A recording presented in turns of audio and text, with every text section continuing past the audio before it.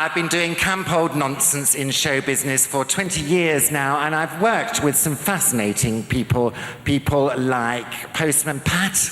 I'm sorry to tell you, but the man's a I'm sorry for language. But we did Panto a couple of years ago, and he was constantly upstaging me and pulling focus. In the end, I said, "You're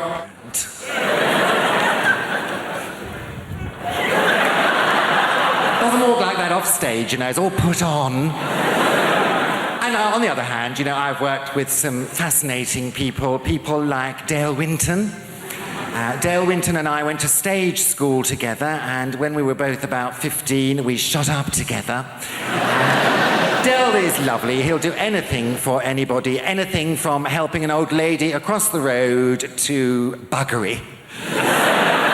There was one awful occasion when he got a bit confused. Afraid so. Buggered an old lady across the road, but she saw the funny side of it. Put it down to youthful high spirits. But if I had to think of a highlight of my career, well, there are two, really. I did 2 Royal Variety performances, and you get to meet the royals afterwards, which is the whole point, really. Have you met them, Abby? Not encountered any royalty, it's just a question of time. The second Royal Variety was in front of Her Majesty the Queen, and I was standing there with Frankie Dettori on one side, and she got to me, and just before she got to me, suddenly became aware of a little kind of smidgen of wind that was trapped within, as can happen, and I thought, well, I can't really drop one in front of the Queen. That's probably treason. So I'll have to get rid of it, and because sometimes you can get rid of wind from whence it came by, you know, willpower and internal squeezing. Well, I had a go at that, but it wasn't going anywhere. So I let nature take its course, and unfortunately, on that occasion, I shat myself. Isn't it always the way, though? Just when you're about to meet a monarch. It was all right. I mean, I better just explain, because I'm on this special diet, no wheat, no meat, no dairy, no cigarettes, no alcohol, I barely breathe diet. And as a consequence, my stools are not as other people's. They're very, very compact, kind of capsule-type affairs, hardly any bigger than a Nurofen Plus. And fragrant, I might add, generally lavender-scented, sometimes with a hint of juniper. People use them as drawer fresheners. They will be on sale in the foyer as you leave. Make an ideal Christmas gift. And she said to me, "Oh, very, very good. Were you very nervous?" I said, "Oh, just a tad." And so I thought I'd better get rid of it, and I shook my leg like that, and it shot across the stage. Who should be over there but Dame Shirley Bassey? Well, she's a wise old bird, and she saw it coming, and she deflected it like that. It shot through the air. Who should be over there with her mouth open as usual but Claire Sweeney? And I'm afraid, poor old Claire, she's been talking shit ever since.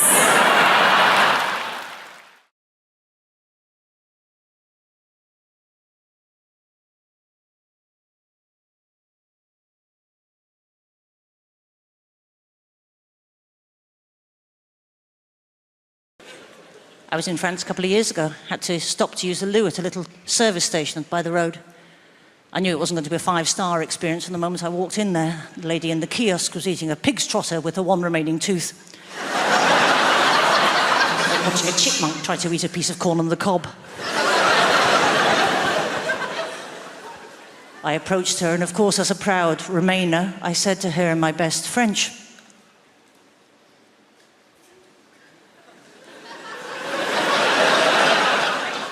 Où est le bug? She went, "It's round the back. It is round the back." So I went round the back, and there it was, a little shed. I thought, here we go. And I opened the door. Voila! Squatty potty! Throw up, France. Anyway, there was nowhere else to go, so I had to go in. I had to use it. So I went in and I closed the door, and it was brilliant because somebody had attached a rope to the back of the door. So you could essentially abseil down into the squatting position.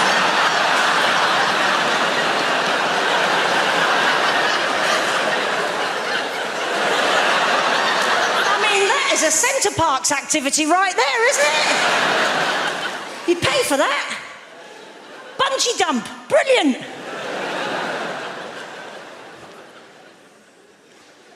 I did notice I was getting a little bit more nervous as a traveller on recent flights I've taken.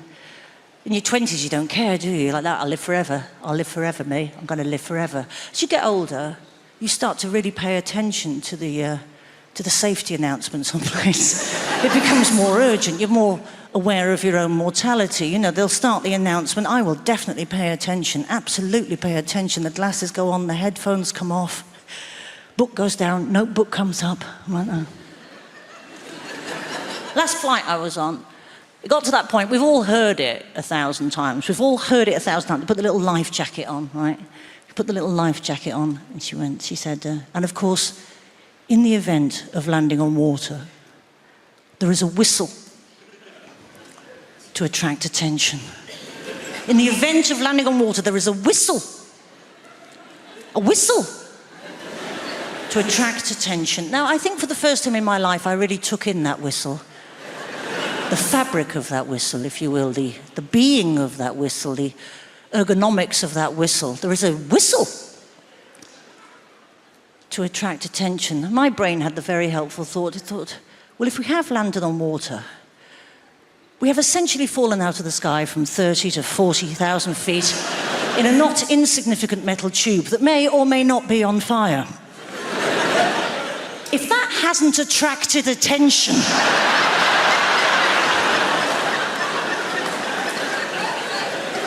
if everybody in the surrounding area has managed not to notice, and you are then reliant on... I got this.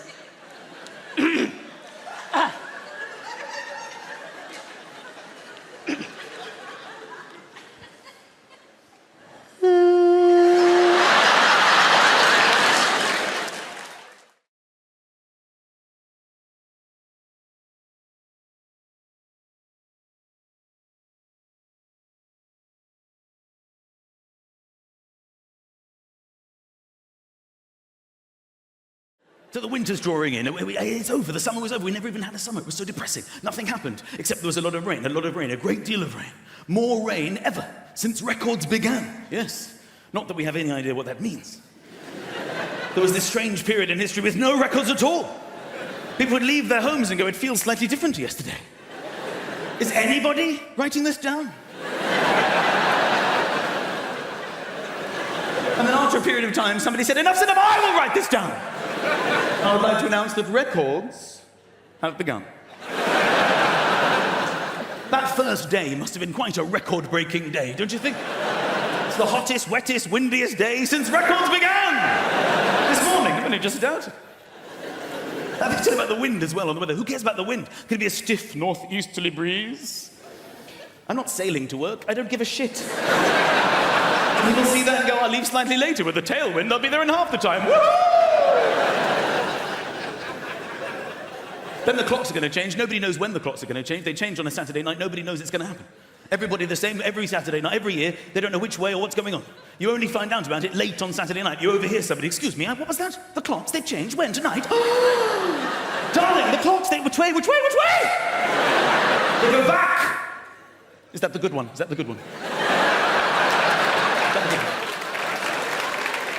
How many years do we need to be alive before we know when they change and which way? An extra hour! Woohoo!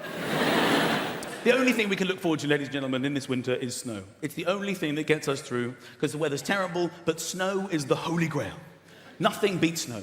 And normally, we get one day of snow, and you've got to hope that it snows overnight, so you can be snowed in. Earlier this year, it snowed in the middle of the day. You don't want that. I was waiting for my bus, and where I live, there's no tube. You have to wait for the bus. The buses actually originate there. The bus is already there. So it's even more frustrating. I'm waiting for the driver. We've got everything we need. You're looking for people. Can you drive this thing? And that's when the snow came. Amazing, instantly landing snow. The best of snow. I mean, the most unbelievable snow. And then I realized, oh my God, I could get snowed out. This is not what I need. The driver shows up. And he says, ladies and gentlemen, I regret to inform you, due to the chaos on the roads, it's been snowing 8 seconds at this point. We're cancelling the bus. There will be no running of this service. And we're like, well, hang on a minute. We bought our tickets. What are we going to do? How are we supposed to get home? There's no way to get home. What are we going to do? And he said, don't shout at me. I actually live at the other end of this bus route. I take this bus home, and then I'm relieved by another driver. And we're like, this is a very interesting development. How are you going to get home? So there's only one thing to do. Walk. It's the only way we can get home. It's the only way at all. I'm like, fine, okay. So we walked the bus route, led by the driver.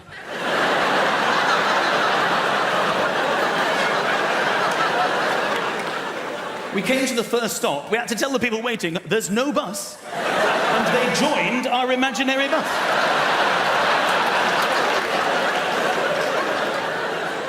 It was getting bigger and bigger.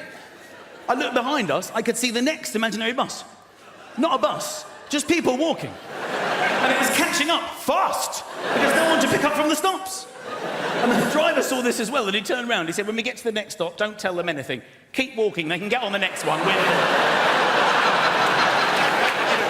I thought this was one of the funniest things that ever happened to me. I said to the woman walking next to me, I said, this is hilarious. We're on an imaginary bus. There's a driver. There are old people walking. This is funny, right? And I thought we were on the same wavelength, but now I remember I was doing most of the talking because she said, I'd love to chat, but this is my stop. She got down to an actual bus stop and then walked in the direction we had just come from.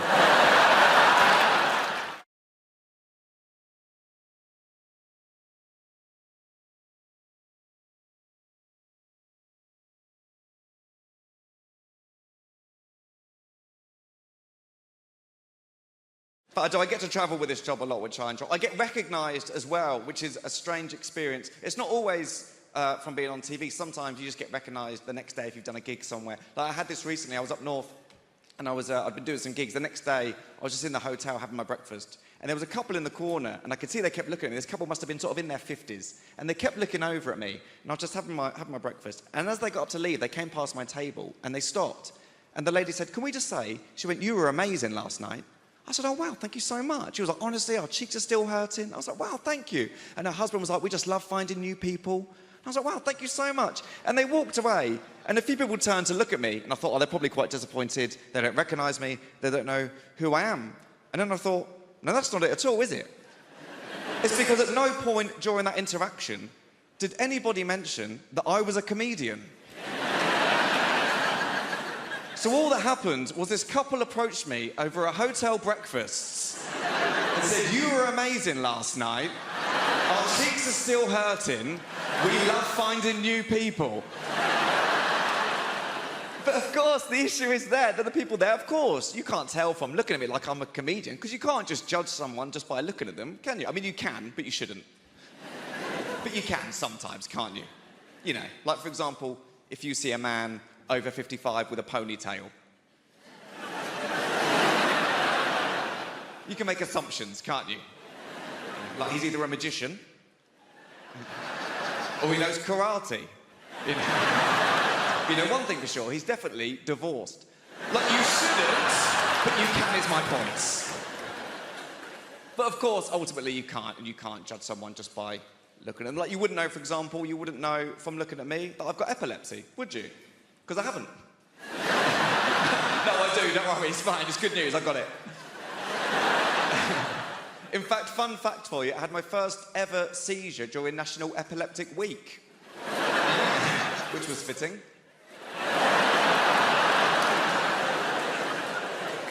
I'll tell you about the first seizure I ever had. Is that okay to do?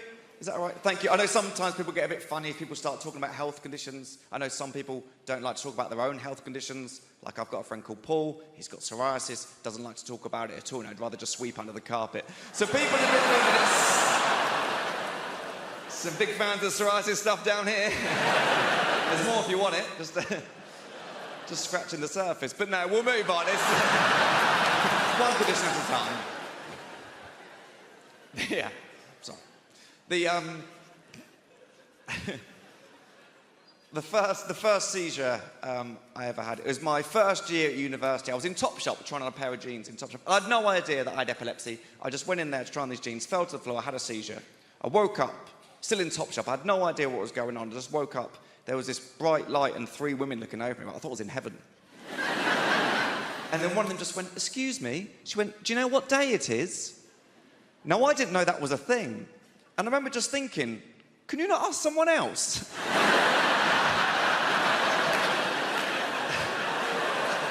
And so to me, this woman had just walked into Topshop and just gone, "What day is it?"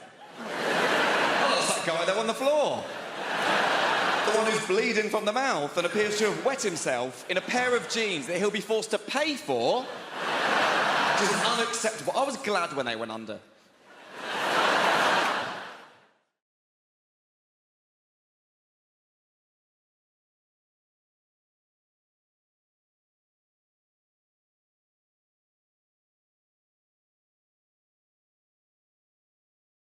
Is there a barrister in the room, by the way?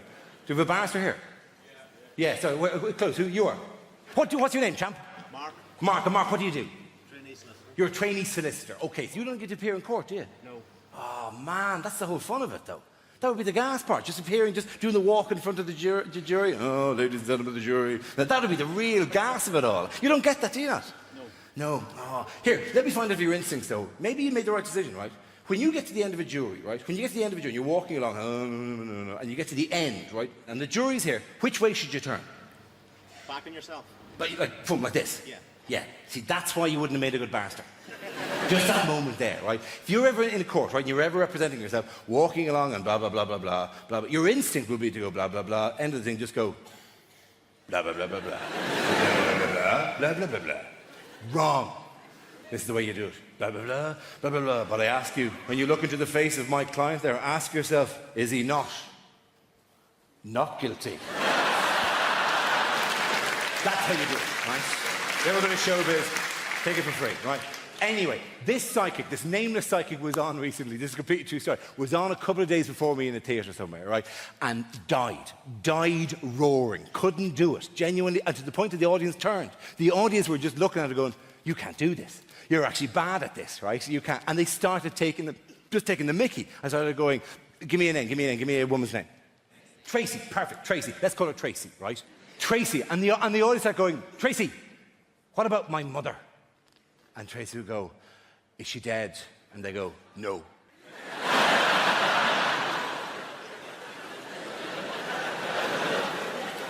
And another voice went, Tracy, what about my sister? And one goes, is she dead? And we go, no. And eventually someone goes, Tracy, what about my father? And she goes, is he dead? And the voice goes, yeah. And he went, oh, Ace, no. Something is coming through. Something is coming through. And the voice goes, no, he's here. Sorry.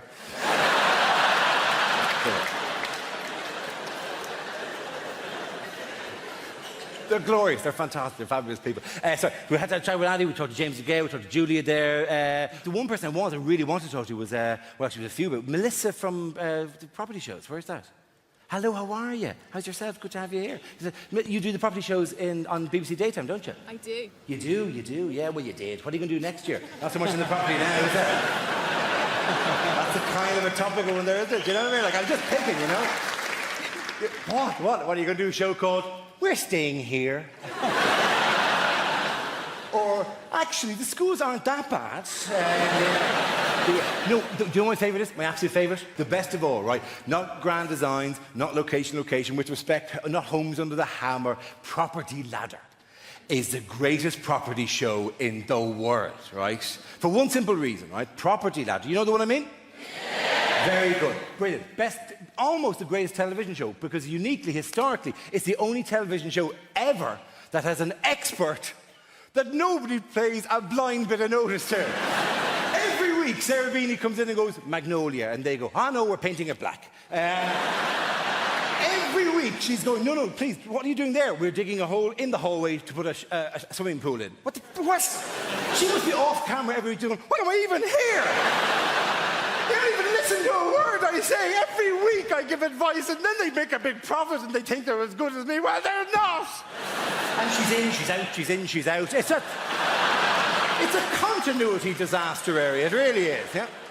I'm not saying anything against her being pregnant, but it does kind of give away how long it takes these people to do a bit of basic plumbing, you know what I mean? In the time it's taken them to plaster the back bedroom that she's been in, she's had 4 kids in the time they've taken them to that. Just stick her in a poncho in episode 1 and be done with it, all right? Make her Mexican. She can do the accent. Come in on a donkey going, so you want to develop the property? Yeah.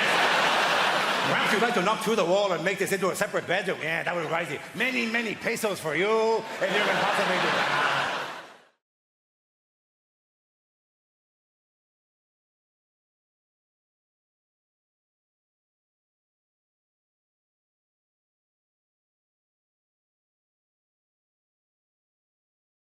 Oh, yes. You know what I love about London town is we welcome all the people from all around the world, innit? I bet you he's got people from overseas in the house tonight. Overseas people, show me some love.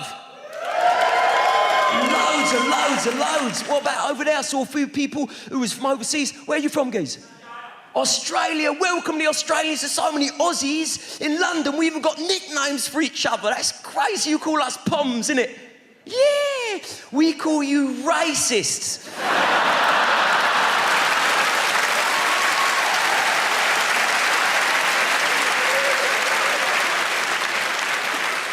Welcome, you legend, my man. Do you miss it out there, all the beaches and the barbecues and all that? Yeah, probably about time you pissed off home, innit?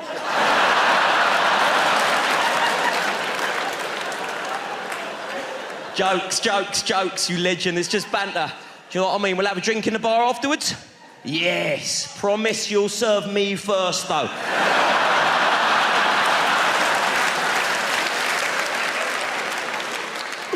Welcome, and you. This isn't this nice, all the different foreign people. Who else has we got in the house? Yeah, legend over there. You're proud of where you're from. Where you from?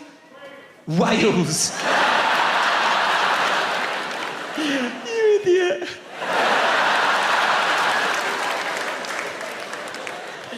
They get well wound up when we call them sheep shaggers, innit?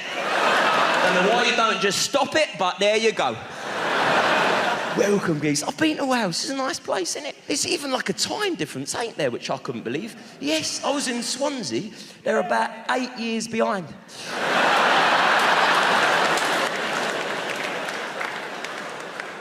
Welcome to Wales, man. Who else has we got in? And it's nice. What's that, you legend? Kenya! Kenya? Oh, welcome, you legend. I've got African relatives of my own. I feel like there's a bond there. I never knew I had African relatives until I got an email out of the blue about 2 weeks ago.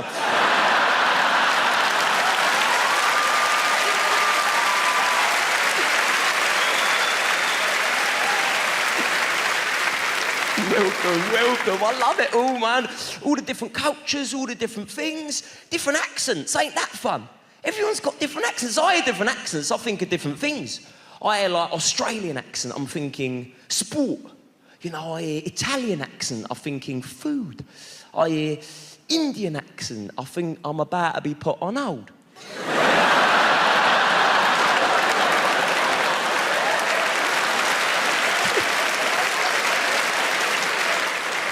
Welcome all of yous, man. Welcome all of yous. Because that's the thing about London, we do welcome ya. You know, come along, have a giggle. I'll say there's only one day every year when we don't welcome the foreigners.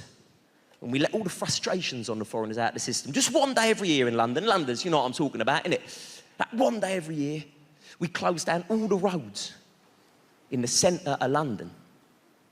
And thousands of people chase after these 5 Kenyans.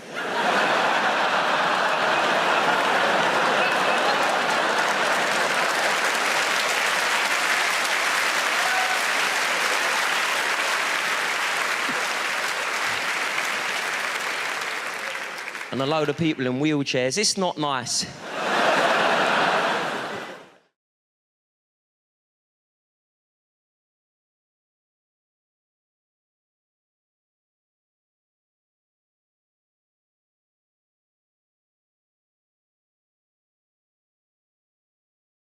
I get concerned about the message that we send, young women a lot on TV and, in the media, because right now we live at the height of materialism, where it's suggested to young girls especially that you can indulge the most depraved man as long as he's rich. This is evidenced by the franchise 50 Shades of Grey. Has everybody here seen 50 Shades of Grey or read it? Okay, some of you are shaking your heads. Fine. I will give you a quick plot summary of 50 Shades of Grey. I will be paraphrasing in this monologue, by the way. Is everybody ready? Yeah! Here is 50 Shades of Grey, abridged by Dame Baptiste. Hi, I'm a pretty naive American young girl who doesn't know about sex, even though I have access to the internet and my friend's a journalist.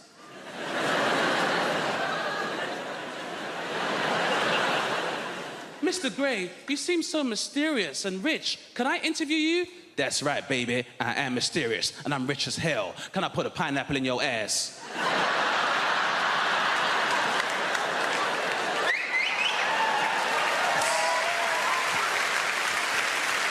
I mean, some other stuff happens, but that's pretty much it.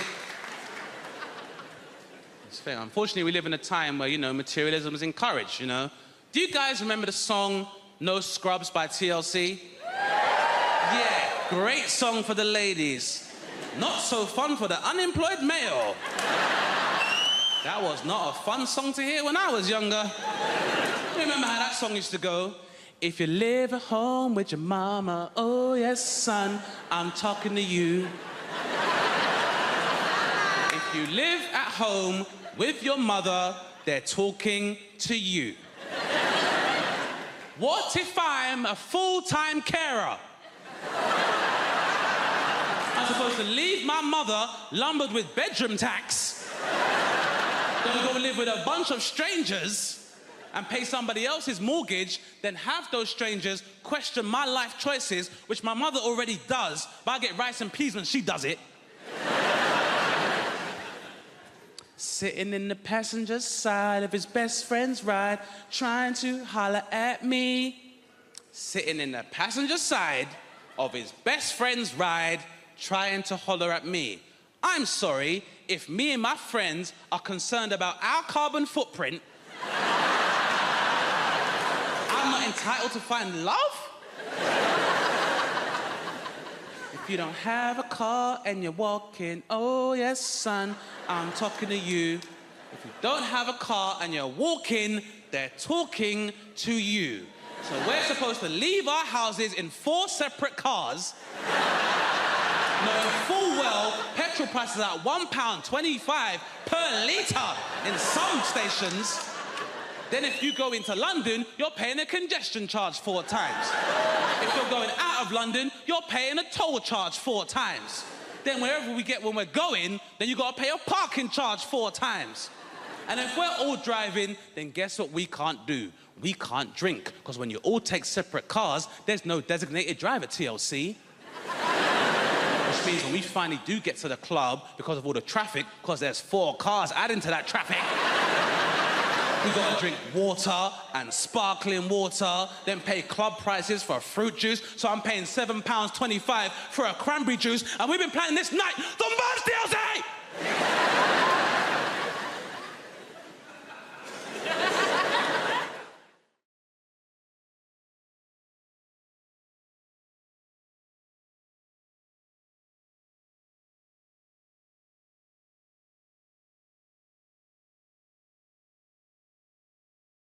I just celebrated 9 years of marriage just the other day. You know what I'm saying? Yes. Thank you, guys. Thank you. 9 years married to the same person. Jesus Christ, man. Listen, man, I'm just glad I'm no longer dating. I'm glad. Because dating right now is the ghetto. I'm not gonna lie to you. It's not easy to date. And you know what? The thing about dating is, every time I see someone out, I'm like, how are you affording this? You know what I'm saying? It's a cost of living crisis. When I see people out eating food, I'm just like, I don't know how you're doing this. Even I'm on TV, and I still take my wife to the local chip shop. You know what I'm saying? Like, I'm like, you're not getting this Taskmaster money. No. Nah, man. The dating, back in the day, I used to get rejected a lot because I'm short. You know what I'm saying? Short guys, yeah, we don't get no love, man. Short guys. I'll be on the phone talking to girls, and I'll be like, you know, yeah, Biz, I want to take you out. She'll be like, oh my God, how tall are you? I'll be like, yeah, I'm 5 foot. Hello? Hello? I am happy. I am married, and I've got 2 wonderful children. Me and my wife got 2 beautiful children, 8 and 1, right? Now, the 8-year-old, that's a boy, right? And my boy is crazy. Make some noise if you got sons in the building, make some noise. So you know what I'm talking about. Boys are crazy, right? It's not just me. Have you ever just looked at your boy and been like, what the hell are you doing? Every day, right? My son is obsessed with superheroes. He loves superheroes, right? Which is a bit weird in our household because we're like devout Christians, like especially my wife. We love going to church, right? My wife is definitely getting into heaven, 100%. Like, hopefully, I'm her +1. I hope, you know what I'm saying? I'm gonna be like, no, I'm with her. No? Okay, cool. You know what I'm saying? The reason why I bring that up is because last year, Halloween, my son, he wanted to go trick-or-treating, right? Which is a bit weird in our household. Again, we're Christians. And he was just like, Mom, I want to dress up as a superhero. And my wife was just like, there is no superhero in this house other than Jesus Christ. So she dressed him for Halloween as Jesus Christ. This guy went out trick-or-treating, giving out bread and wine. You know what I'm saying? Like, he was like, God bless you. Yeah, God bless you too. Oh, God bless you. One day, me and my son, we were at home. We're by ourselves, right? I'm downstairs, I'm watching TV. My son is upstairs, right? He's doing whatever he's doing, right? And it got silent. And you guys know what happens when it goes silent with a child. It means they're doing something they should not be doing, right? And then out of nowhere, I hear a loud thud, just boom. I'm like, oh God, what's that? And then my son's just like, Daddy! So I run to the hallway, and my son is standing at the top of the staircase, dressed in a DIY superhero outfit, right? And he's just standing there. He's like, look, Dad, I'm a superhero. And I was like, uh-oh. I was like, son, you might want to take that off before your mum comes home, all right? And he's just like, no, Dad, look, I can fly. And as soon as he said that, I'm not gonna lie, it got slow motion in my house. I was like, no. And my son was like, a part of me was just like, let me let him fly so he can break his legs, you know what I'm saying, and calm down.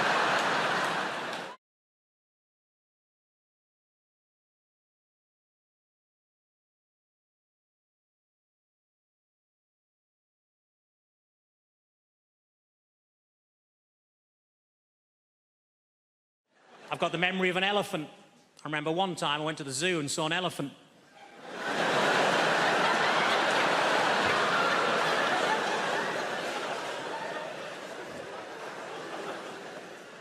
I was disappointed to find that Dunkirk wasn't actually a biography of William Shatner.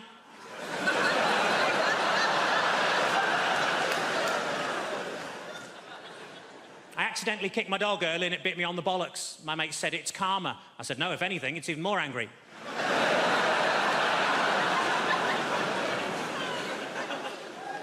I tell you what always catches my eye, short people with umbrellas.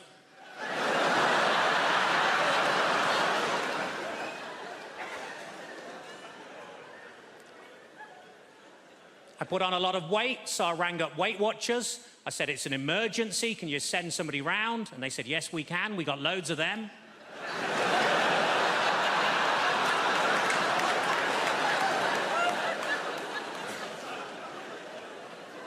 I was actually thrown out of Weight Watchers for making sarcastic comments at the weekly weigh-in. As you can imagine, I accepted the decision with huge grace, because they threw her out as well.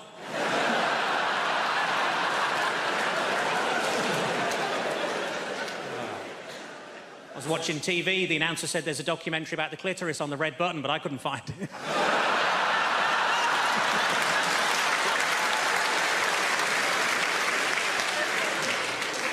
I was in a fancy lingerie shop.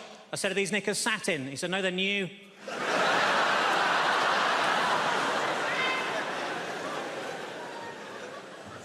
I didn't know what to get my little niece for Christmas, so I asked my sister what she's into. Apparently, at the moment, she's mad about frozen stuff, so I got her some oven chips and peas.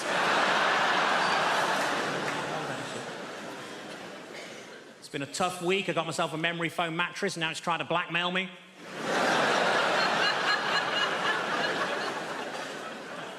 As a child, I was made to walk the plank. We couldn't afford a dog.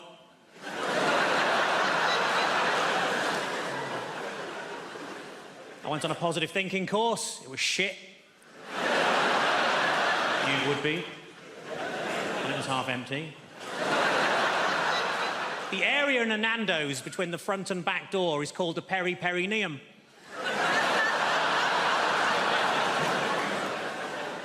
What I like most about that joke is that people who know what a perineum is usually haven't heard of Nando's. Ironically, there's only a very small overlap between the two. The doctor told me to lose some weight. I said, how? He said, don't eat anything fatty. I said, what, pies, chips, that sort of thing? He said, no, just don't eat anything fatty.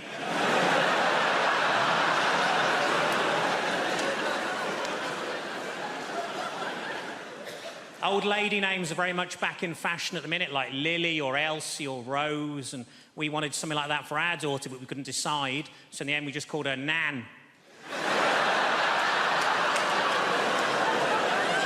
So we shall grow into it.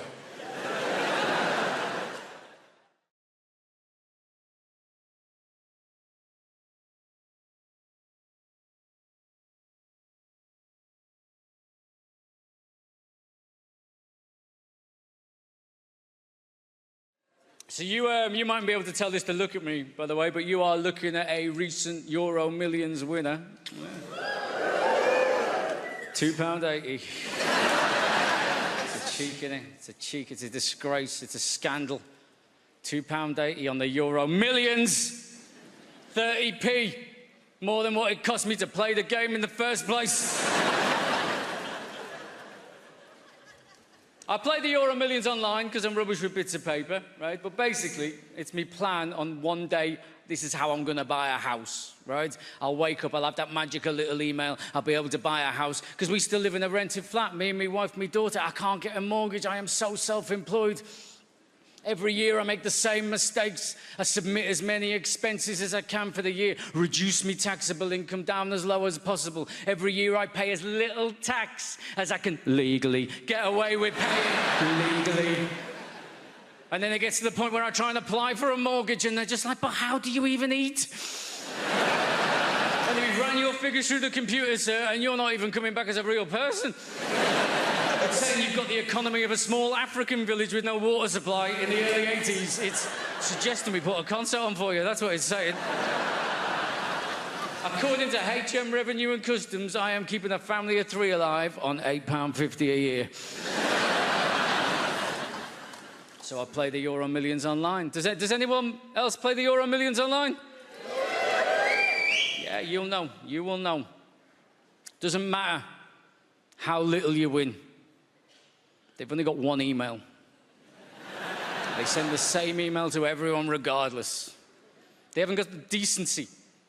They haven't got the good grace to just tell you in the email, oh, just to let you know you've won £2.80, you loser. No, they like to build up the hope. You're a winner! Log in now, they tell you. Log in, we can't possibly tell you what the news is in the email. If this information should fall into the wrong hands, your life might very well be in danger.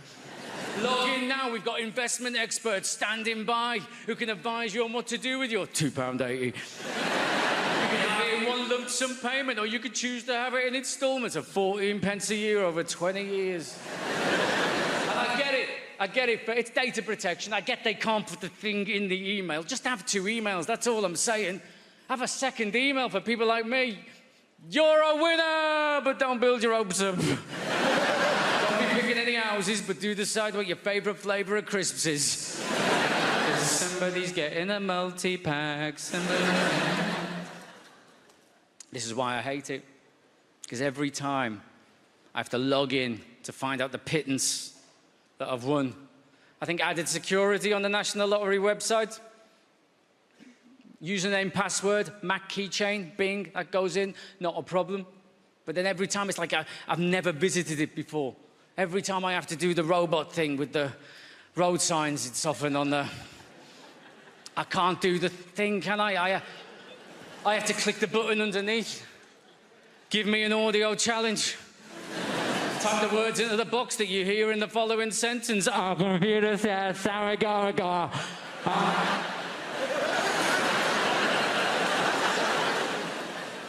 Let's give them road signs a go. I'll take me chances. Our computer says, sorry, go. It's like they've hired stroke victims to read foreign words.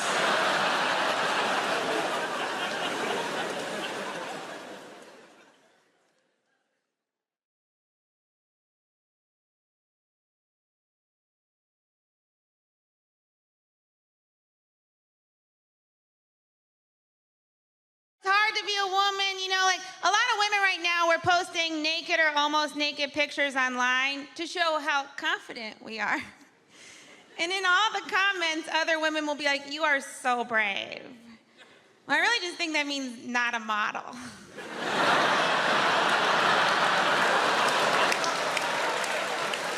Also, it's not brave. There's no soldier looking down at that picture being like, oh, what a brave lady. You know, a man posts a naked picture, he just loses custody of his kids. And if showing your weird body's brave, then the guy that masturbated in front of me on the subway is very brave. Because he had a real weird body. And he was making weird faces. He might be the bravest man I know. But that's the thing, we're supposed to care so much about our bodies as women, you know? And there's even campaigns that we should love our bodies and be confident in our bodies. Or we could just stop caring about it. Because you know who doesn't care about their bodies? Men. You know what men are?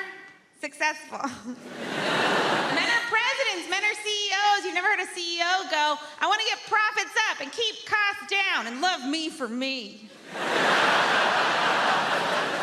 p.m. we're going to have a meeting about how I can accept the fact that I have my mother's thighs. You know who should care about their bodies? Men. You have weird bodies, men. You're gross. Your balls are gross. I've never seen a guy be like, oh, I can't wait to get his pants off and see that weird bag of stuff between his legs. What is it? It's like when you go to a haunted house and you stick your hand in a jar, you're like, please be grapes.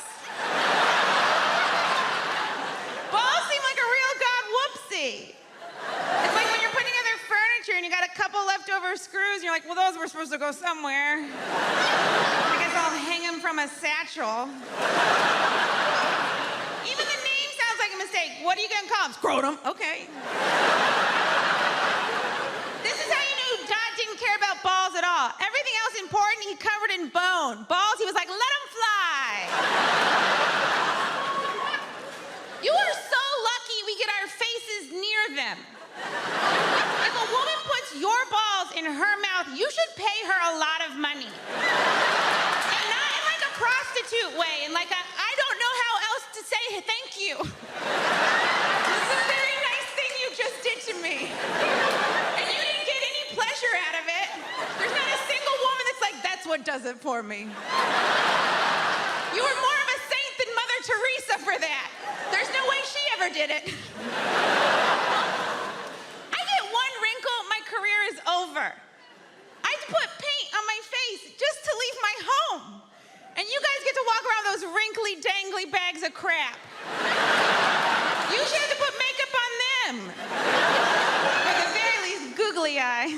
I don't know if that'd be better or worse, it'd be fun. He's happy, he's sad. He lost his boner. You guys get away with calling our boobs saggy. Your balls are saggy. You should wear a bra. And you make it fancy.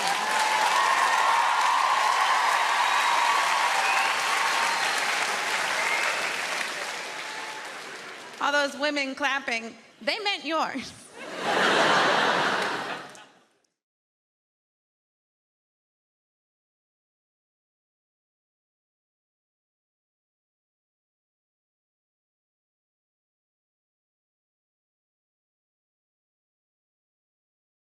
Last time I did a gig in London, right, how great a heckle is this? This bloke went, oi, Howard! Would you shag your dad to save your mum? Right? He was so aggressive, it was like it wasn't hypothetical. Like my mum was in a van and my dad was in a harness, you know? What would you do? I panicked and went, I think I'd shag my dad. And this bloke went, oh, tell him then. He worked with my dad. Now, I don't know if you've ever had a phone call that chilling. All right, son, what's all this about you wanting to bum me? Dad, you don't understand. They were going to kidnap Mum. Well, that changes things, son. Before you start, you best knock me out. You don't want tips on how to bum your dad? Treat me right, son. Run me a bath. Put Radox in it. I'm not your bitch. All right, Dad, I gotta go. Lift my hips up. Weird moment, you know? Dads. I can't wait to be a dad. Obviously, I'm not ready. I'm still afraid of the dark. I think that's fairly crucial. Dad, could you get my coat? I don't think so, son. It's in the cupboard, and that is where the goblins live. You won't trick me, I'm so wise. Such a child, you know? So, you know that feeling when you're near a wardrobe, there's always part of you going, come on, this time, Narnia. It never happens, but... I bet that's an hour of fun at MFI, just no.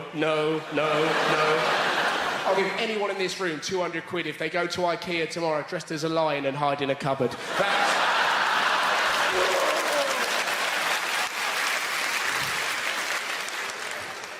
been travelling all over the place. It's been great. I've been on tour, right? I've seen some really weird things, right? I was in a sandwich shop the other day. Do you ever see a sign that really annoys you? There was this big sign that said, hey, why not try a guilt-free wrap?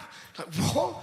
Don't make sandwiches evil. How ridiculous is that? Sandwiches are lovely. The bacon sandwich is one of the greatest things in the world. It tastes lovely, and conceptually, it's a wonderful thing. A bacon sandwich is essentially bread giving a dead pig a cuddle. It's a lovely thing. I love you, Mr. Pig. Why do the Jews hate me? It's lovely, right? And there was a sign... Joke. And there was a sign next to it that said, you may have cancer. Now I'm fat and I'm gonna die, right? I was in a really bad mood, and then madness occurred. From nowhere, bloke in the counter, behind the counter, yawned. This bloke in front of him, who did not know him, popped his finger in his mouth and went, ooh, yawn rape, and I nearly died. Now, I've never seen a yawn rape before. I was like, well, you've just been a yawn rape. Did the man headbutt him? No, he didn't. He giggled and went, it's a good job I didn't fart, wasn't it? And you sat there, you know that proper huge belly laugh? They're great when they happen. I remember the first time I properly went, Bruh! My friend Tom, age 5, stood up in the middle of a nativity play and went, well, enough's enough. Heroic. But what made it even more heroic, he was the front end of a donkey. That's incredible, right? They're brilliant, aren't they, belly laughs? Aren't they, when they leap out from nowhere? I could watch drunk people for hours. Don't you love it? You know when people are mischief pissed? You know, when they put like a bollard or a cone on top of a bus stop? How fantastic's that? I'm pissed. Fighting, nightclub, women. Nope, that bus stop needs a hat. He looks like a wizard, Dave. I've done it. 5 points to Gryffindor.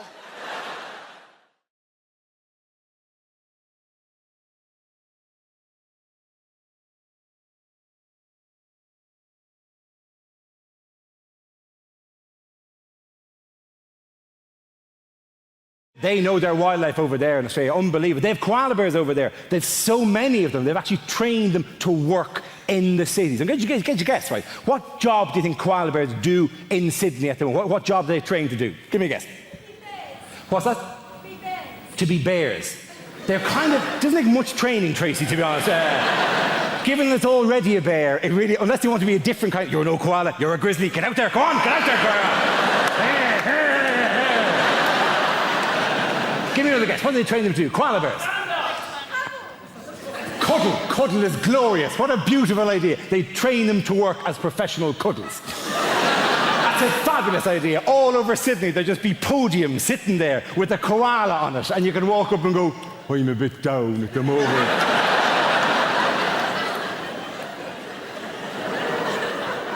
And the koala will go, come here, come here.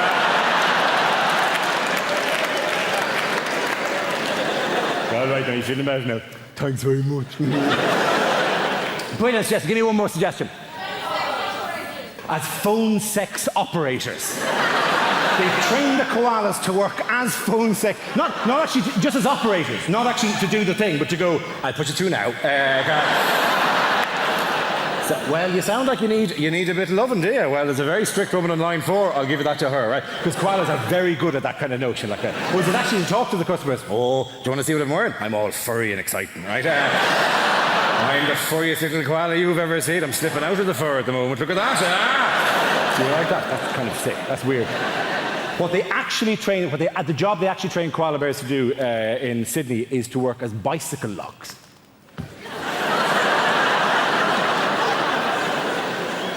You take the koala, you put him in the frame of the bicycle, his little hands reach around through the spokes of the wheel, and then he just holds on to the bicycle like that.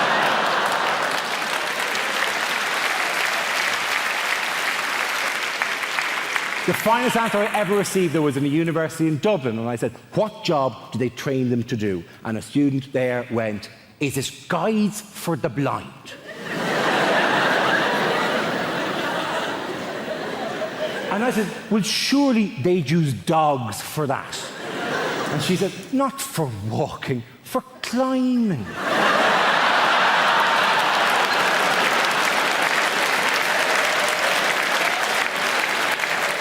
It's a glorious notion. The dog would walk the blind person to the foot of the tree, at which point control would be handed over to the koala bear, who would then walk the blind person up past difficult clumps of branches and whatnot, till they got to the top, where presumably it would then describe the view to the blind person.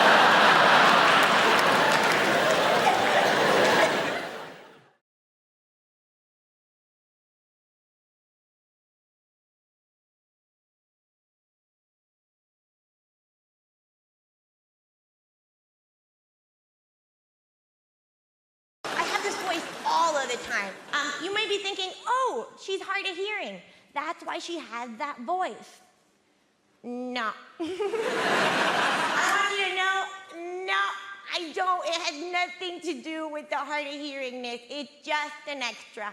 Just a kiss on my forehead from God himself. Just an extra.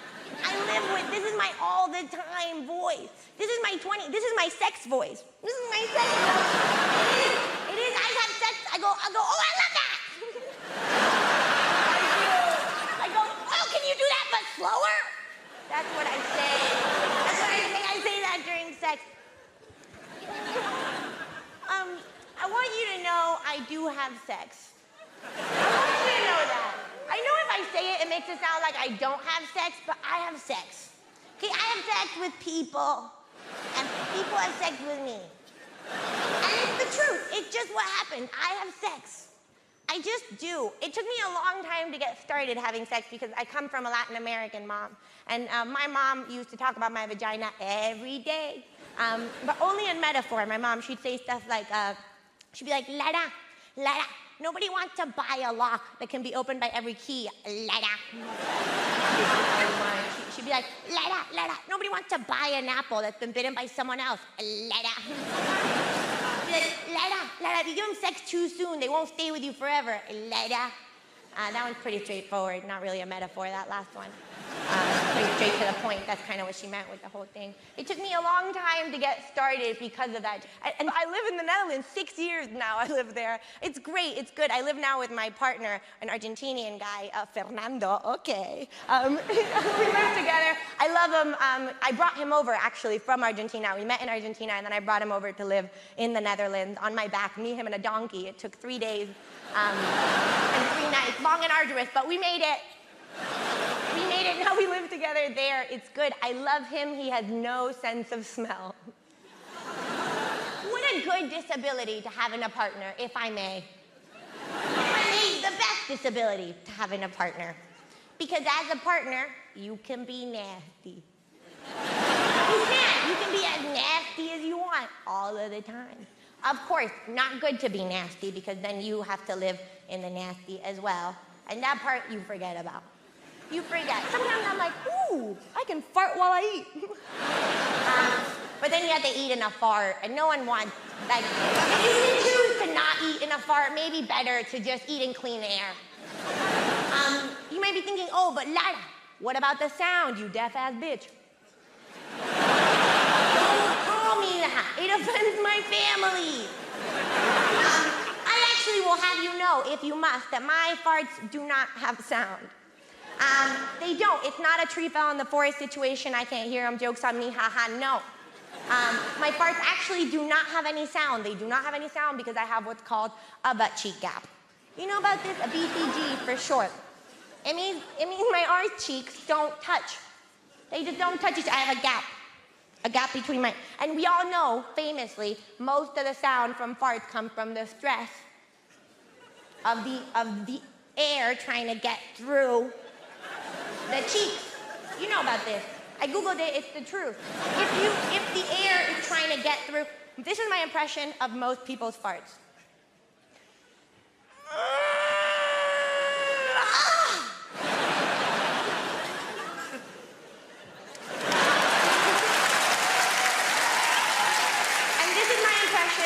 Of my farts. They can just come straight out because I have a butt cheek gap, which means I can fart while I eat if I want to. I don't, but I want you to know that I can. Sometimes people come up to me after shows and say, I don't like female comedians. They talk about sex too much. I say the reason why women comedians such as myself talk about sex all the time is because, well, sex is one of the few things men allow us to participate in. I am an identical twin. I know. I get asked, how do people tell you apart? And the answer is it's pretty easy, because I live in London and she's dead.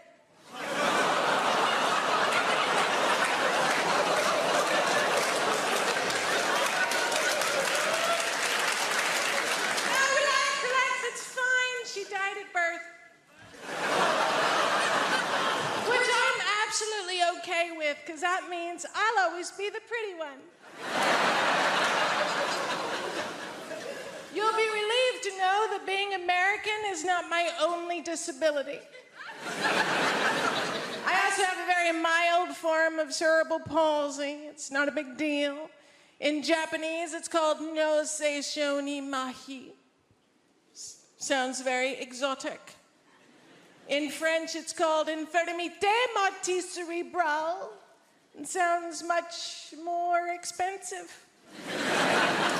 I was gonna learn how to say it in Russian, but Putin's not my president anymore, so. All it really means is I can't use the muscles on the right side of my body very well, even my face to a certain extent. God help the man hoping for a return on a left cheek kiss, because I will bite your face off.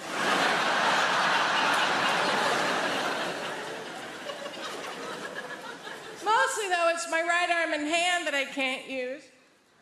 I can place most things in my hand and hold them. I can also give people the finger, if you're into that sort of thing. Just takes 20 minutes. And when I walk with a limp because I like big dicks that I can't knock out.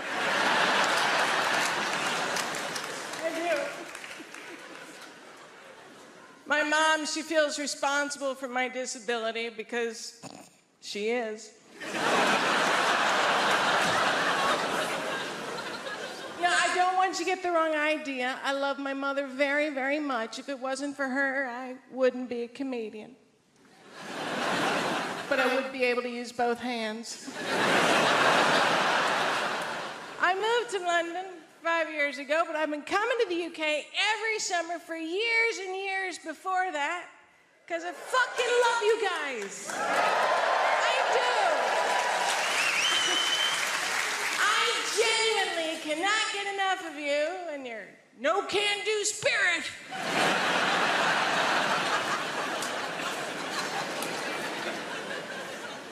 Also, as a disabled person that can't drive, I've figured out that countries with obvious alcohol problems have pretty decent public transportation. You There's been a strike going on, and I'm still getting to gigs. That's how much you drink. We Americans, we don't drink as much as you. We physically can't. We're on too many opioids. I'm used to my appearance provoking the full spectrum of facial reactions everywhere I show up, and you absolutely did not let me down. You were delighted, weren't you? You gave me some wonderful face when I came up here. You looked at me like your mother-in-law just cancelled dinner. I've been lucky enough to travel, and I'll never forget my first trip to Australia. I went to a place called Perth. I got off the plane. First person that saw me said the following. Hey, mate! Hey, mate! Why is Freddie Mercury wearing a kimono?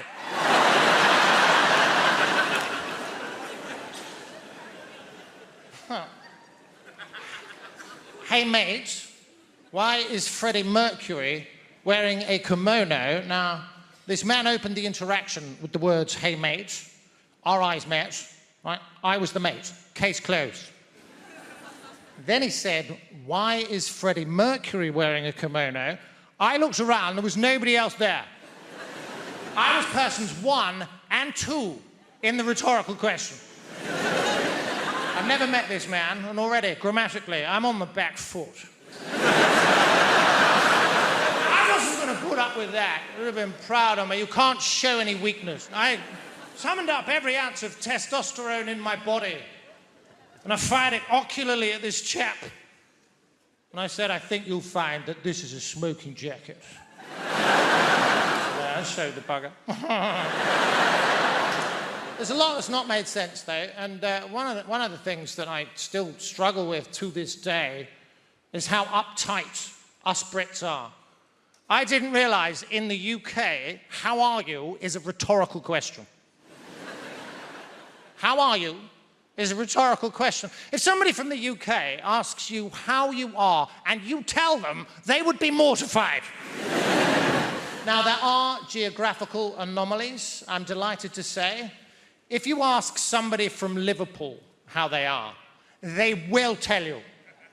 10 times out of 10, and I love them for that. Now, from personal experience, they oscillate wildly between 2 very distinctively different states. The first one is thus. How am I? I'm sound, mate. I'm buzzing. I'm having a belter. Do you know what? Work's sound. Aaron Dawes is sound. Even our Anthony's being sound. Look at the weather, lad. Cracking the flags. I love you, kiddie.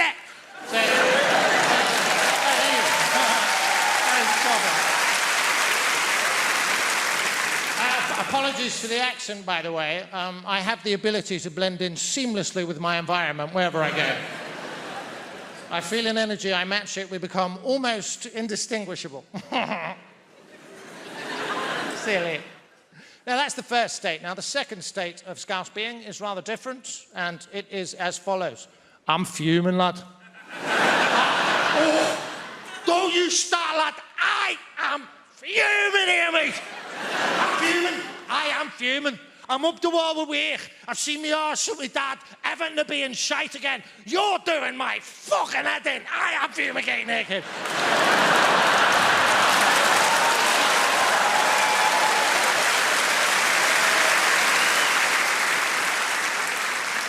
You know toe rings? They are rings that we wear on our toes. Then we have rings, earrings, rings people wear in their ears, yeah? Eyebrow rings, nose rings, belly button rings. But these ones, rings. Because if these ones were called finger rings,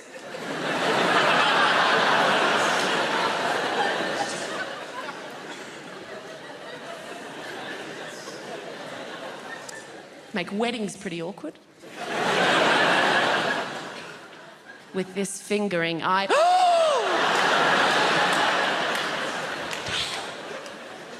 make proposal stories really awkward. Oh my God, so last night, John came over and out of nowhere just gave me the most incredible fingering. I know!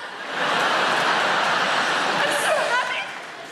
I mean, he asked my dad's permission first, obviously. And my dad was like, you you go for it, son. You give her that fingering. And he came over, and he got down on one knee, and he said, darling, I want to give you this fingering. It's the same fingering that my grandfather gave to my grandmother.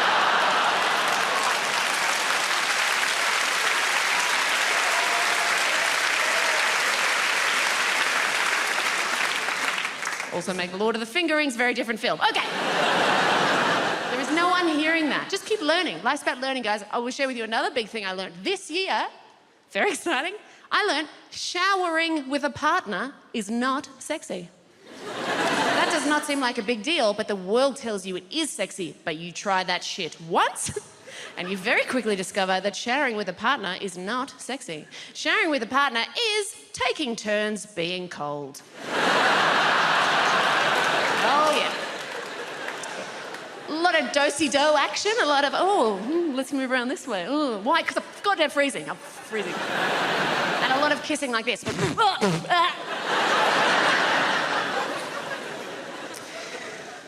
mainly, as I get older, I just keep finding out shit that I'm wrong about. Like, you grow up and you go, I know these things, I'm sure, and then wrong. The last time I was in your lovely country, I was on one of your lovely overland trains. You know, the ones that have the toilets with the electronic science fiction doors that go wage, wage. Now, I was sure I knew how to lock those. Nah, turns out I know how to shut them, yeah. And 12-year-old boys on the other side know how to push the open button. And I don't know if you've ever been sat on the toilet when the door opens, but look, it's everything you dream it will be. And a little bit more. Now, the thing with those doors is they take quite a long time to open. As you know. So I was desperately trying to find the close button, eventually found the close button, but the thing is, as they take quite a long time to open, similarly, take quite a long time to close. So I got to maintain eye contact with an understandably horrified 12-year-old boy as his face was being very slowly covered. It was kind of like this. And it finally shut. I sat back down and went, oh my God, I am never wearing a jumpsuit again. As much as you want to save animals, I'm pretty sure you're not going to do it by buying cosmetics. Pretty sure you can't walk into the body shop and buy some burdock root peppermint oil foot scrub, and some little badger somewhere in Scotland is going to go, wow, I feel a whole lot better about my life right now. Somebody's buying that burdock root peppermint oil foot scrub. I don't see the point in testing cosmetics on rabbits anyway, because they're already cute.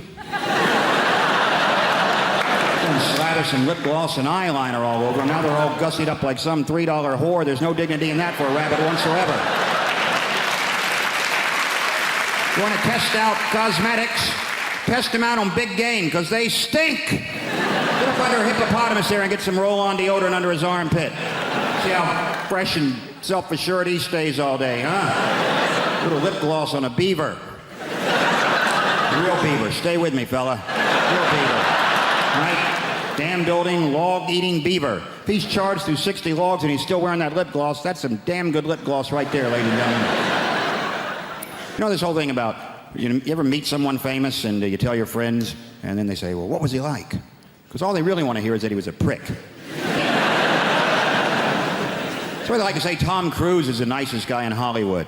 And I always think, well, if I was making $8 million a film, I'd be nice too. Jesus Christ. But I'm not sure he is that nice. Because I always read these articles about how he's so insular and he's into his Scientology and he, stays at a hotel, won't make eye contact with anyone in the hotel because he doesn't want to talk about the plots to his new films.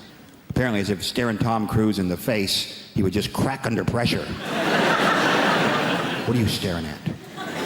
Hey, you want to hear about my new film? You ever seen a Tom Cruise film like he couldn't figure out the plot in about 18 seconds? Oh, Christ. He's a cocktail maker. He's a pretty good cocktail maker, too. Till he has a crisis of confidence and can't make cocktails anymore. Then he meets a good-looking woman who talks him into being a better cocktail maker. A riveting piece of cinema that was. Then he's a race car driver. Pretty good race car driver, too. Till he has a crisis of confidence. Can't race cars anymore. Then he meets a good-looking woman who talks him into being a better race car driver. Then he's a jet pilot. Some of you are starting to see a pattern emerge here. Pretty good jet pilot? Yes, he was. Until he had a crisis of confidence, couldn't fly jets anymore. Then I believe he met a good-looking woman who talked him into being a better jet pilot. Then he was a sports agent. Then he was the brother of a retarded guy. He was a pretty good brother of a retarded guy until he had a crisis of confidence and wasn't so sure he was such a good brother of a retarded guy. And then he met a good-looking woman who talked him into being a better brother of a retarded guy.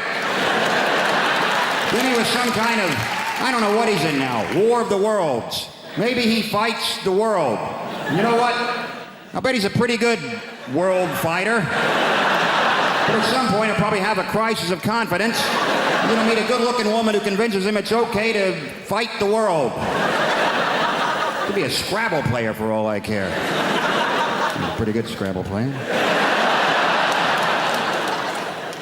Till he draws all vowels. Has a crisis of consonants. And he meets a lovely Welsh woman who teaches him a lot of words he's never heard before. That has done me the world of good. Thank you for that.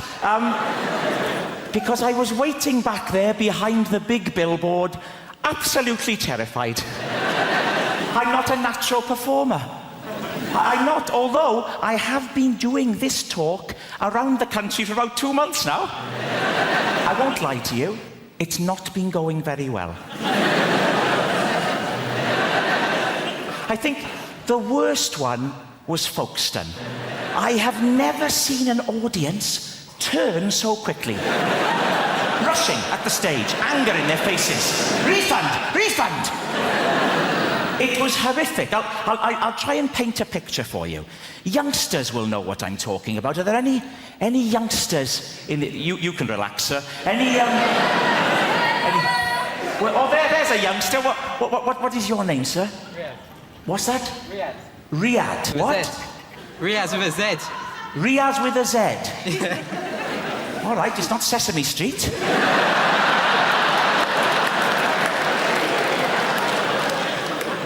Riaz, how old are you? 18. 18? Shouldn't you be wearing a hooded top? Get out of my shopping centre! Riaz. Don't laugh at Riaz, please. You'll know what I mean, Riaz, when I talk about stage diving. Are you familiar? You won't know what I'm talking about, sir, but this is when a rock star, like a Kurt Cobain or a Duncan from Blue, they run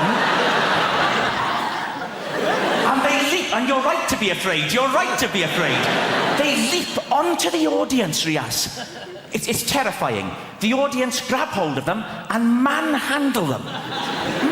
Turning them around like that, all over the place. Terrifying. Now, what happened at Folkestone was almost a complete reversal of that.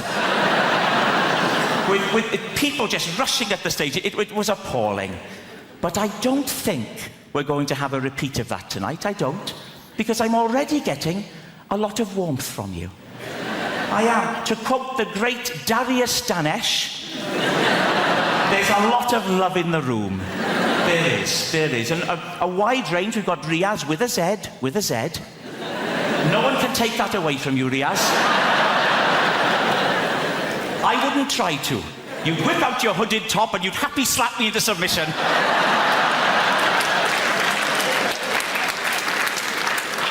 But it's a friendly crowd.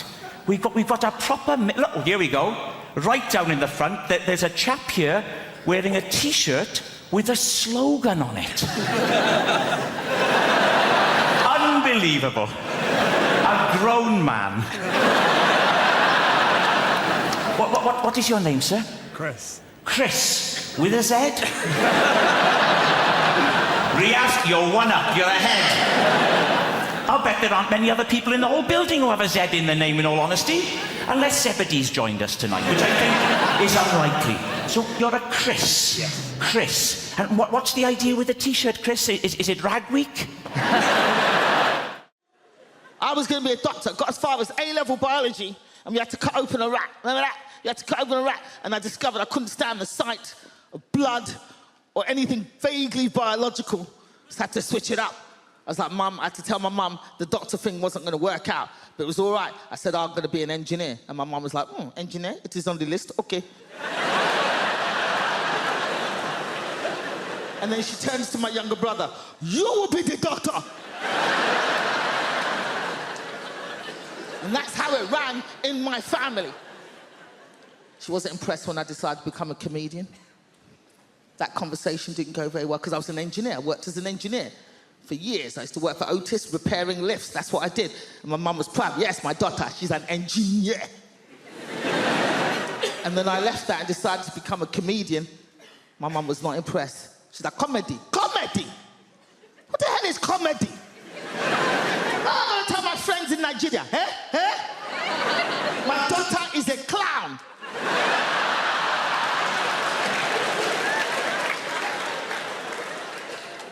But luckily for me, within 6 months of starting comedy, I got on this talent show called The Big, Big Talent Show, hosted by Jonathan Ross. Got on this show. So I called my mum. I was like, Mama, I got through to this big talent show. It's going to be on TV. I'm through the quarterfinals. And my mum was like, oh, yeah, that's good. Very good. Interesting. Very good. Call me when you get to the final. I'm not interested in this quarterfinal, semi-final rubbish. Call me for the final. So sure enough, I got through to the final, filmed live on television, live. Jonathan Ross is hosting, and my mum comes down with her entourage, because my mum does not travel without a Nigerian entourage. So I do my set. Jonathan Ross is interviewing me after my set, and he sees my mum in the audience, which was not hard to spot. It was literally white people, white people, white people, and then a bank of African royalty just...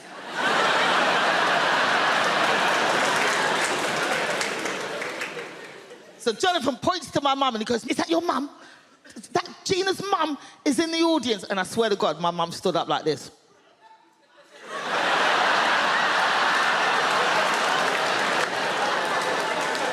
Yes, that is right. I am the reason the clown is here. I am the reason.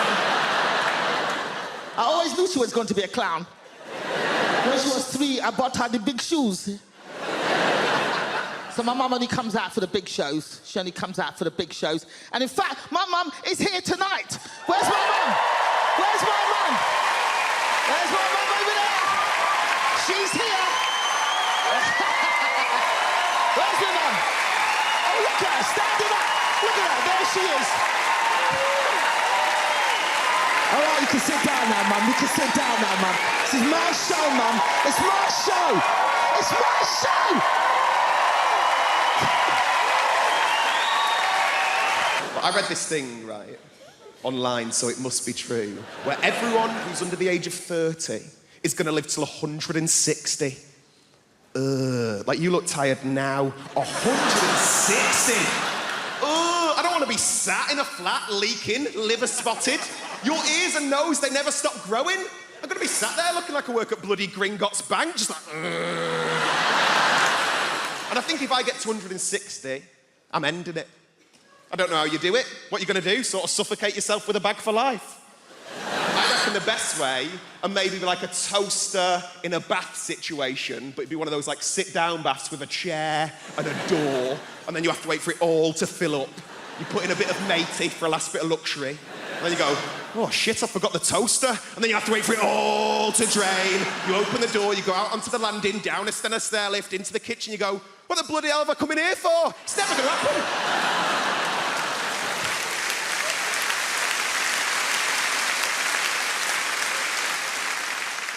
I'm trying to do more nice things, though. That's what I'm trying to do.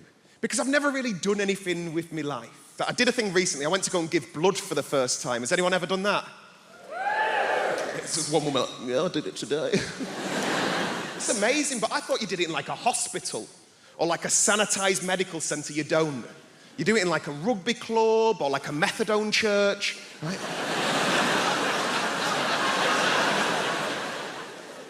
I turned up to this bingo hall near my nan's house, right? I was greeted by the second moodiest person I've ever seen in my life. It was a woman called Linda. Like, her name badge said Jean, but she looked like a Linda. Do you know what I mean? Like, short bob, gelled fringe, good at darts.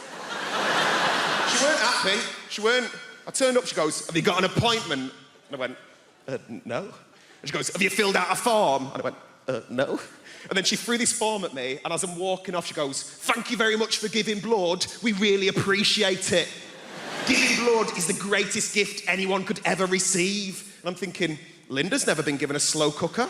So, take this form, I start filling it out. I had to use this woman's eyeliner because Linda wouldn't lend me a pen. Just filling it all out. And as I said, the only reason I went to go and give blood is make myself feel like I'd done something with my life. And instead, I'm faced with all these very serious adult questions. It was things like, have you ever been to Africa? And I'm like, no. And he goes, have you ever had sex with a man? And I'm like, no. And he goes, have you ever had sex with a prostitute? And I thought, I've done fucking nothing with my life. Nothing. Have you injected drugs? Have you smoked drugs? Have you had any treatments in the last 6 months? I panicked. I went, oh, well, me and my mum have had facials off Groupon. Not the right answer.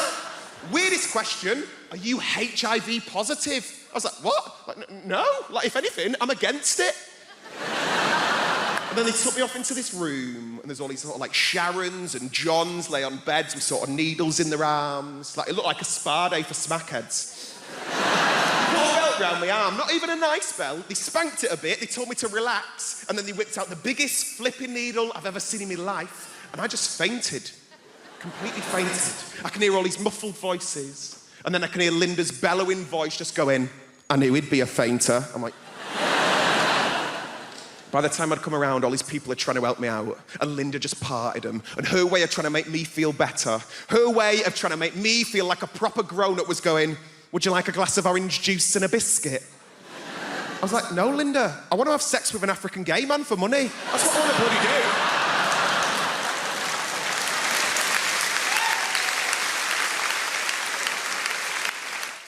Do I get to travel with this job a lot, which I enjoy. I get recognised as well, which is a strange experience. It's not always from being on TV. Sometimes you just get recognised the next day if you've done a gig somewhere. Like I had this recently. I was up north, and I'd been doing some gigs. The next day, I was just in the hotel having my breakfast, and there was a couple in the corner, and I could see they kept looking at me. This couple must have been sort of in their 50s, and they kept looking over at me, and I was just having my breakfast. And as they got up to leave, they came past my table, and they stopped.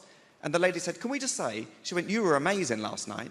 I said, oh, wow, thank you so much. She was like, honestly, our cheeks are still hurting. I was like, wow, thank you. And her husband was like, we just love finding new people. And I was like, wow, thank you so much. And they walked away, and a few people turned to look at me, and I thought, oh, they're probably quite disappointed. They don't recognise me. They don't know who I am. And then I thought, no, that's not it at all, is it? It's because at no point during that interaction did anybody mention that I was a comedian. So all that happened was this couple approached me over a hotel breakfast and said, you were amazing last night. Our cheeks are still hurting. We love finding new people. But of course, the issue is there. They're the people there. Of course, you can't tell from looking at me like I'm a comedian, because you can't just judge someone just by looking at them, can you? I mean, you can, but you shouldn't. But you can sometimes, can't you? You know, like, for example, if you see a man over 55 with a ponytail. You can make assumptions, can't you? Like he's either a magician or he knows karate. You know one thing for sure, he's definitely divorced. Like you shouldn't, but you can is my point.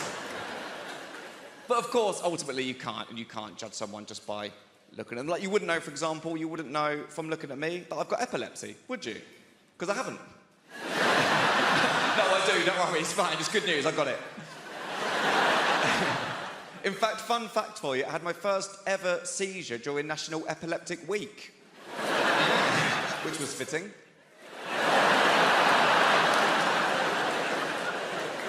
I'll tell you about the first seizure I ever had. Is that okay to do? Is that all right? Thank you. I know sometimes people get a bit funny if people start talking about health conditions. I know some people don't like to talk about their own health conditions. Like I've got a friend called Paul, he's got psoriasis, doesn't like to talk about it at all, and I'd rather just sweep under the carpet. So people in different... Some big fans of psoriasis stuff down here. There's more if you want it, just scratching the surface. But no, we'll move on. It's one condition at a time. Yeah. Sorry. The first seizure I ever had, it was my first year at university. I was in Topshop trying on a pair of jeans in Topshop. I had no idea that I had epilepsy. I just went in there to try on these jeans, fell to the floor, I had a seizure. I woke up, still in Topshop. I had no idea what was going on. I just woke up. There was this bright light and 3 women looking over me. I thought I was in heaven. And then one of them just went, "Excuse me." She went, "Do you know what day it is?" Now, I didn't know that was a thing. And I remember just thinking, can you not ask someone else?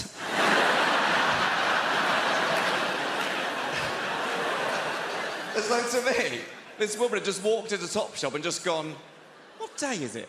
Oh, that's that guy there on the floor. The one who's bleeding from the mouth and appears to have wet himself in a pair of jeans that he'll be forced to pay for. Which is unacceptable. I was glad when they went under. Whenever I talk about my Prosecco paunch, there's always a very specific laugh in the audience. I've learned to recognise it. It's just over there tonight. It's this. And I know what it is now. That is the laugh of a thin yoga woman. And I know what the laugh means. The laugh is like, "That's funny, but I'd kill myself if I looked like you." But I promise you, there's advantages to having a Prosecco paunch. Make some noise if you got one. 2 female will laugh for the bodies in the room. Don't be shy, lads. I can see you, it's quite well lit. Let's try that again, we're all being honest about ourselves. Give us a cheer if you got a Prosecco paunch. Boys, boys, boys. The thing is, if you have a Prosecco paunch, there are advantages to it, right? 2 main ones I can think of. Number 1, I don't want to be crude, but I can take some hammer. Yeah, it's true. I can give you a list of names that can attest to that as well. Not surnames. Now, the other thing is my Prosecco paunch always gives me the greatest slice of joy, right? You know those 3 incredibly hot days we get that we pass off as the summer, right?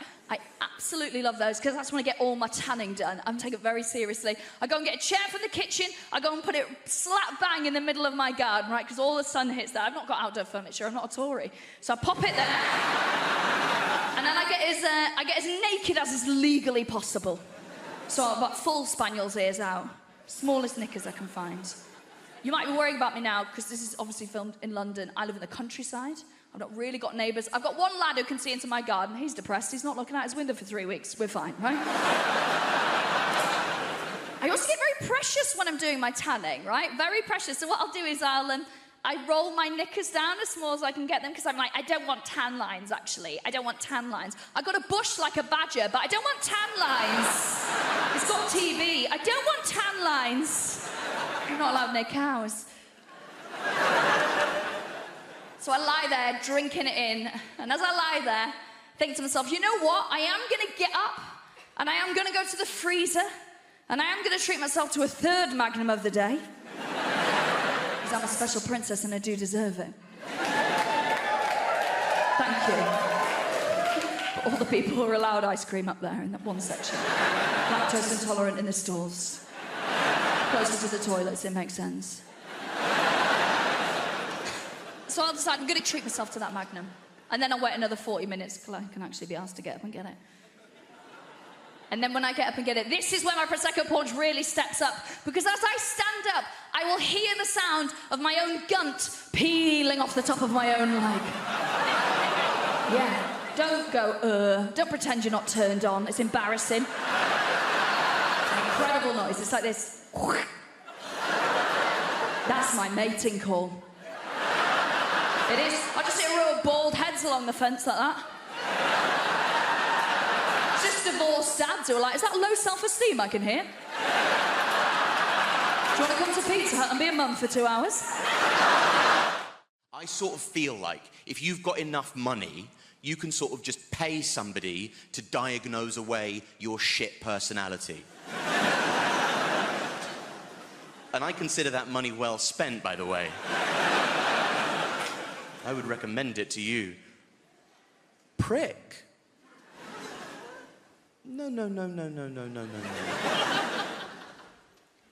I actually have bipolar disorder. That's why I've ruined your birthday. poor me, actually.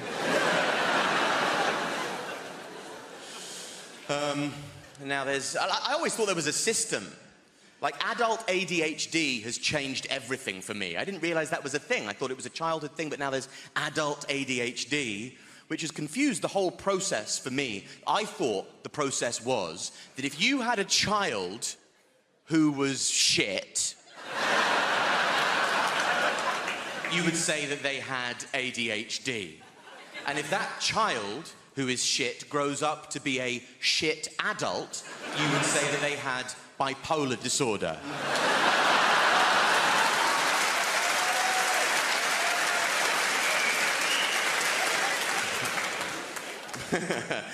Footnote, I've been diagnosed with both, so don't write in, camera people. Anyway, a lot of people might suffer with mental illness, and that's, you know, it's a pervasive phenomenon.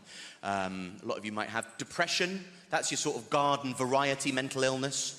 That's your standard fare. And if you do have depression, my advice to you and the community at large would just be to keep it in there. Bottle it up.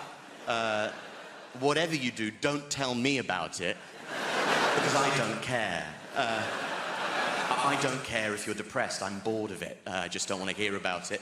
And I just can't be. And also, it's just not a good thing. If you have depression, don't tell me. Because as somebody who suffers with depression, you should know how pervasive depression is, that many people suffer with depression. So if you tell me that you have depression, that might make me depressed. And that doesn't really feel like a problem halved, does it?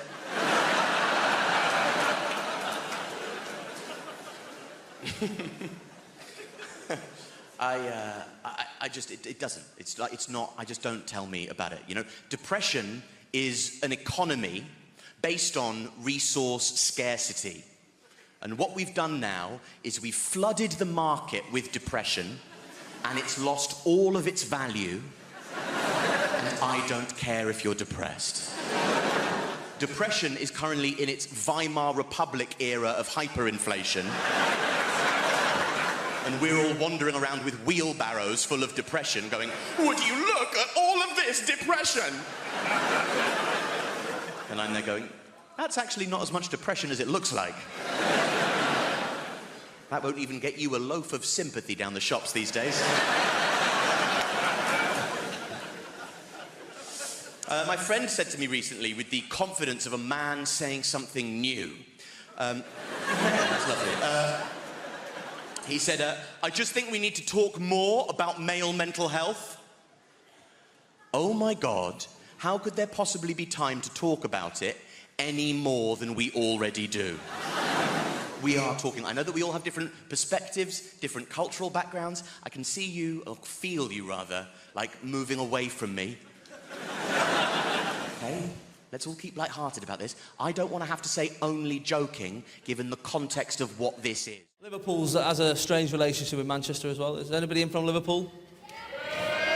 All right, thought we might have priced you out. Not to worry. I love Liverpool. It's a beautiful city. And I remember when I first went over there, I support Manchester City, right? That's my football team.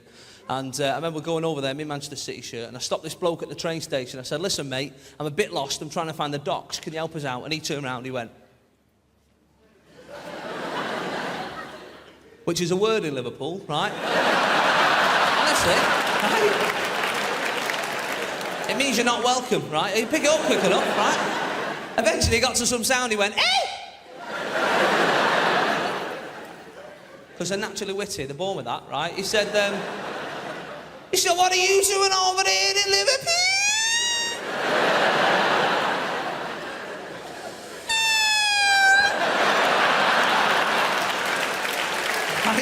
I love him. I do.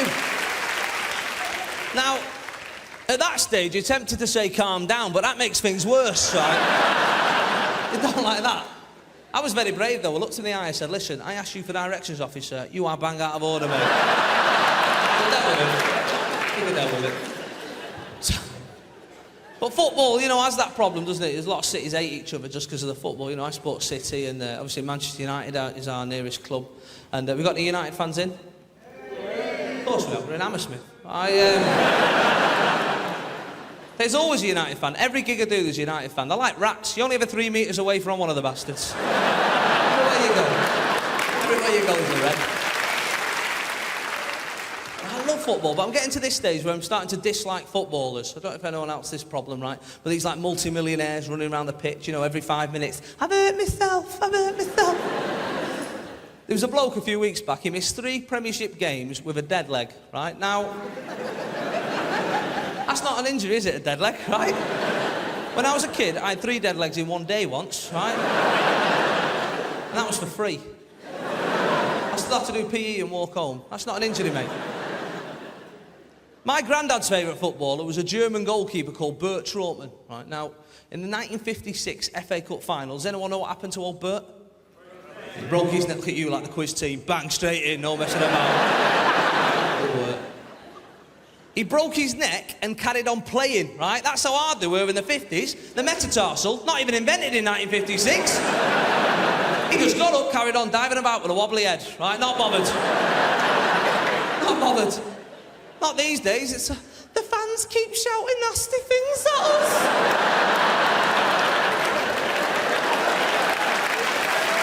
Me up. It's right, isn't it? And I'm there in the crowd watching, thinking, do you know what? You're on 60 grand a week. If I think you're a knobhead, I'll tell you, right? And that's the way it should work, because if I was on that sort of money, I'd take it as well. Do you know what I mean? I'd stay an extra half hour at the end of the game just to take it. You're a knobhead? Yeah, I don't know. See you next week, lads. God bless. Yeah. Your mum's a knobhead, yeah, but you should see her house. See you later. Who's the winner?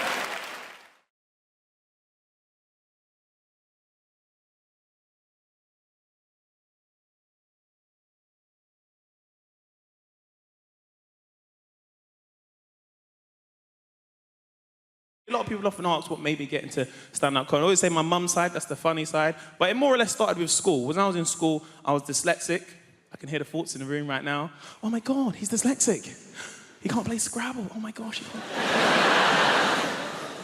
I think where comedy started for me, because I was a bit of a class clown, you know, and the thing is when you're dyslexic, it's not that you can't read or you can't write. For every child, it's always different. For myself, it was always my concentration would affect my education. Like, let's say, for example, I'm talking, let's say me and you are friends, bro. We're not being destructive, though, to the class. But everybody in this room remembers that one particular old teacher. She's like 172 or some stuff like that, yeah? And do you remember when she'd catch you talking and make a big meal out of it? So we're having a small conversation, then she'd notice me, particularly me, talking,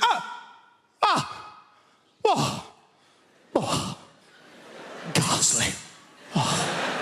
We've got a conversation over here. Yes, children, we've got a conversation over here. No, stand up. No, you can stand up. Do you remember someone would try and defend it for you? Actually, do you remember what you actually say to her as a reply? But miss, I'm not even doing anything. Do you remember when teachers just lost it for a little bit? That's right! You're doing nothing! Now stand up!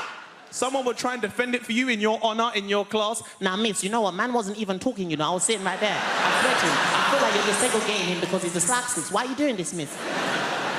Do you remember when your teacher just didn't care anymore? She's been there so long, she didn't care. Do you remember your teacher's like,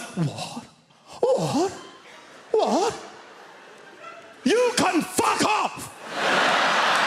Do you remember when the first time your teacher swore? Do you remember that kid? He couldn't believe it. What, you're swearing at me? No, I don't care. I'm telling my mum. What do you mean about me? I don't care about I'm going to tell Austin. What do you mean, me, yeah? Tell the whole me.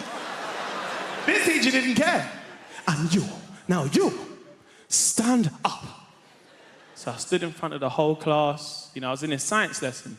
So one teacher said to me, so Mr. Mo, Mr. Mo, being as you like to talk. No, because you like to talk. You ever seen when teachers get so passive-aggressive they laugh, but nothing's funny? Mr. Mo, no, you like to talk. You think it's MSN or something like this, don't you? Yes. So being as you like to talk, yeah, you can tell everybody in this lesson, yes? Yeah, no, because you're a talker. You're going to be a teacher one day, aren't you? You can tell everybody in this lesson what osmosis is. Huh? What is osmosis? So I was like, osmosis. So I was like, well, osmosis is actually the process where a high concentration goes into a low concentration. A bit like if I put potatoes in water, they expand with weight and density. Anyway, what I was saying before getting really interrupted, basically, like...